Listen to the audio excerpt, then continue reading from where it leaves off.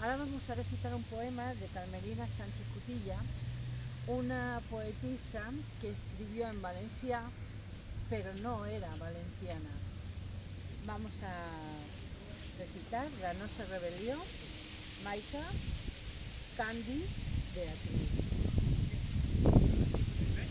Torcar la pols sembla monòton i el drap amunt i avall és groc, com toc de cansament que ens vessa. Torcar la pols, diuen algunes, és esborrar el pas del temps, que cau sobre totes les coses i s'embolica a poc. Torcar la pols cada matí és el silici que portem sobre la carn i ens dol vivíssim i molt aspre. I jo, per consolar-me, només per consolar-me, pense que també podria ésser el ferm motiu de la nostra rebel·lió.